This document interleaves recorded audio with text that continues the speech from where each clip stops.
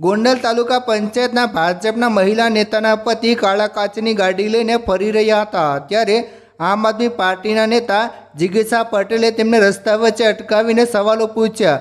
આ બબાલ એટલી બધી વધી ગઈ કે હવે મામલો સીધો ગૃહમંત્રી હર્ષ સંઘવીની રાજકોટ રેન્જ ડીઆઈજી નિલુપ્ત રાય સુધી પહોંચી ગયો છે।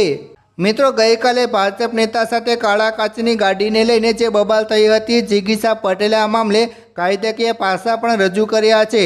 27 એપ્રિલ 2012ના રોજ સુપ્રીમ કોર્ટે એક ઐતિહાસિક ચુકાદો આપ્યો હતો, જેની અમલવારી 4 મે 2012થી થઈ હતી।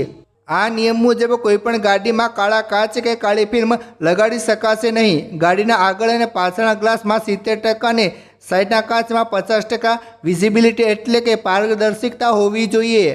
આ નિયમ એટલા માટે લગાવાયો હતો જેથી ગાડીની અંદર કોઈપણ ગેરકાયદેસર પ્રવૃત્તિ, દારૂનો ભંગ કે મહિલાઓની છેડતી જેવી ઘટનાઓ ન બને। મિત્રો, વર્ષ 2012ના ડિસેમ્બરમાં થયેલા દિલ્હીના કુખ્યાત નિર્ભયા હત્યાકાંડ બાદ પોલીસે આ નિયમ ખૂબ જ કડકાઈથી લાગુ કર્યો હતો, પરંતુ આજે સત્તાધારી પક્ષના લોકો જ આ નિયમની ધજિયા ઉડાવી રહ્યા છે। જિગીશા પટેલનો પત્ર અને ગંભીર આક્ષેપો। મિત્રો, મામલો માત્ર કાળા કાચે પૂરતો સીમિત નથી રહ્યો। જિગીશા પટેલે ગૃહમંત્રી હર્ષ સંઘવીને ડીઆઈજી નિલુપ્ત રાયને પણ પત્ર લખીને ગંભીર આક્ષેપો કર્યા છે। તેમણે જણાવ્યું કે આ જે મહિલા સદસ્ય છે તેમના પર ચૂંટણી પહેલાં જ પોતાના જ ગામ ભુવામાં તે આશરે 1,95,00,000 રૂપિયાની ખનીજ ચોરીનો આરોપ લાગ્યો હતો। આપ નેતાનો આરોપ છે કે આવા ભૂમાફિયા અને ખનીજ ચોરીના આરોપીઓને પહેલાં ભાજપ ટિકિટ આપે છે અને પછી તેઓ બોગસ મતોથી જીતે છે અને જીત્યા પછી કમિટીના ચેરમેન બનીને કાયદા પોતાના ખિસ્સામાં લઈને ફરે છે। જિગીશા પટેલે પત્રમાં પૂછ્યું છે કે શું તંત્ર ગુજરાતમાં પણ કોઈ નિર્ભયા જેવો કાંડ થાય તેની રાહ જોઈ રહ્યું છે? નારી સુરક્ષાની વાતો વચ્ચે આવી ગાડીઓ કેમ ફરે છે?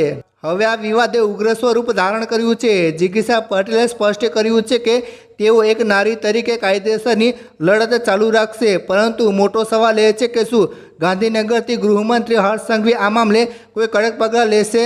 શું ગોંડલ પોલીસ આ કાળા કાચવાળી ગાડી પર કોઈ કાર્યવાહી કરવાની હિંમત બતાવશે? મિત્રો, તમારું શું માનવું છે? શું સત્તામાં રહેલા નેતાઓ માટે અલગ કાયદો હોવો જોઈએ?